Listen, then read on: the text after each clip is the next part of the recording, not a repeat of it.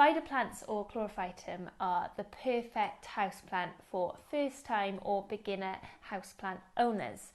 Now, I only know this because I have led my spider plants, to the brink of death one too many times, but I have been able to revive them, and that's because they are durable, reliable, forgiving, and pretty hardy.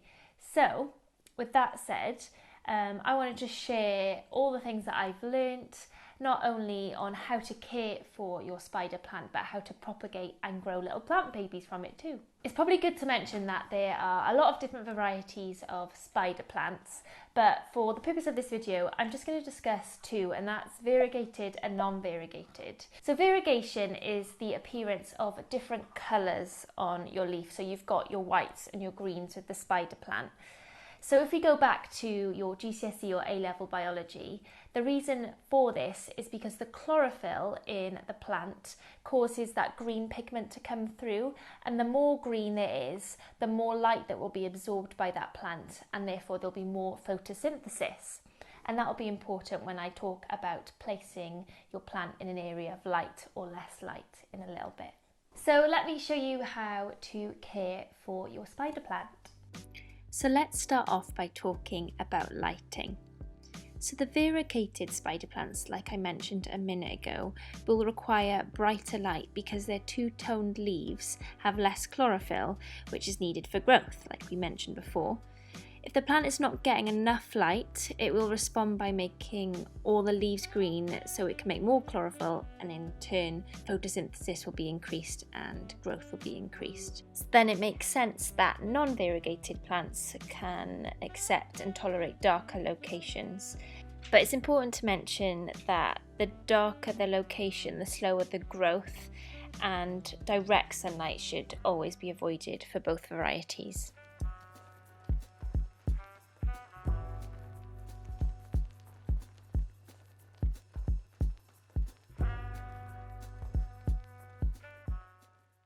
So on to watering. So growing months for spider plants starts around springtime and goes all the way through to autumn.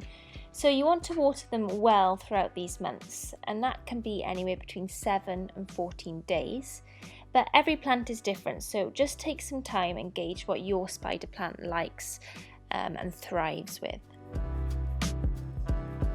So then in the winter months you can start to water your plant a little more sparingly because the growth will start to slow down inevitably with your spider plants. And then if you do end up watering your spider plant too much, there will be water lingering around the roots, and then that can cause a whole heap of problems, including root rot, which you really don't want.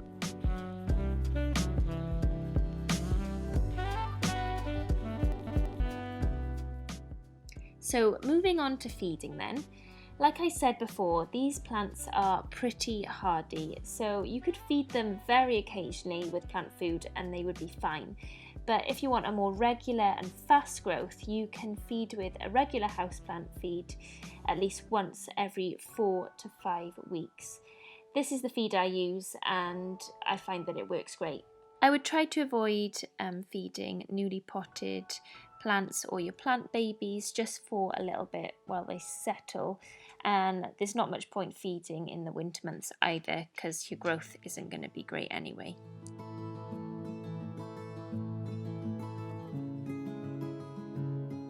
So with regards to temperature, the spider plants are relatively adaptable, but they do not like the cold, and any exposure to frost will destroy the plant virtually immediately, very quickly.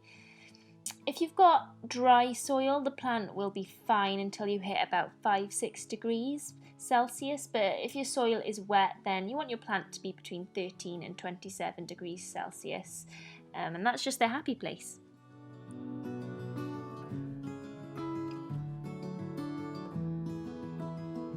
Humidity is not a major deal with spider plants.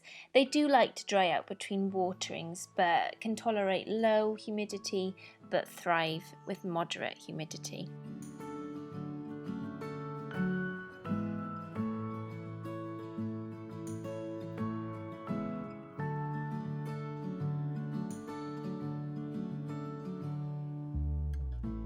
A spider plant can reach maturity anywhere between 2 to 5 years, which is a pretty big gap. And if it's looked after well, you'll probably need to repot once a year around springtime until it reaches maturity. Standard compost is fine, just make sure that the pot isn't too big or too small.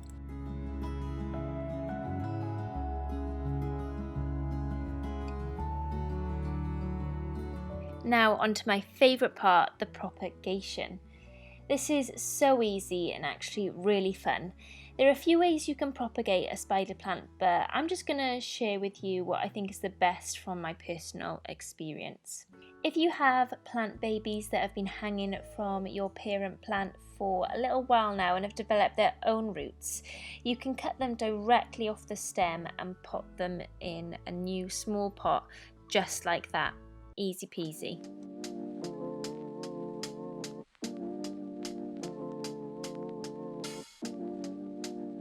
Get yourself a small pot, or you could even get a yogurt pot and poke some holes through the bottom of it.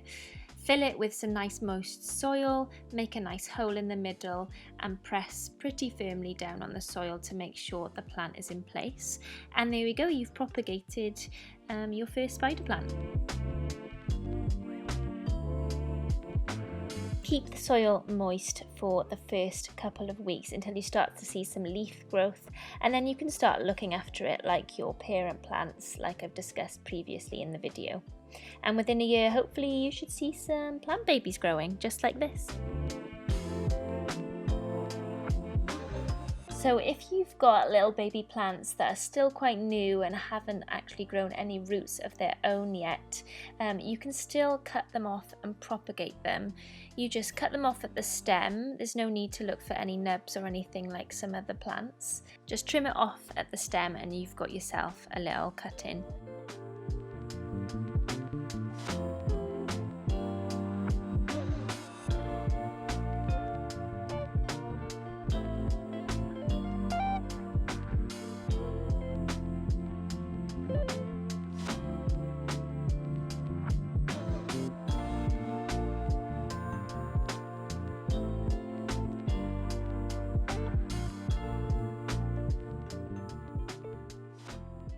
Now you can just place your cuttings in some vessel of water. I've just used some old jam jars, and just make sure the roots are submerged and the leaves are above the water.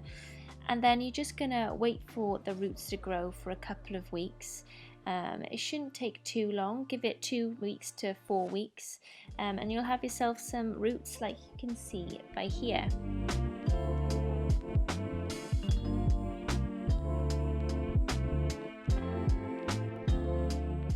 Now you can just pot your spider plant baby just like we did before. Get yourself a pot. I'm using an old yogurt pot that my mum had lying around, and like we did before, moist soil, put a hole in the middle and then bury it with some more soil, making sure that the plant is in place, and you have yourself a plant baby. And again, give it a year and hopefully it'll have some plant babies of its own.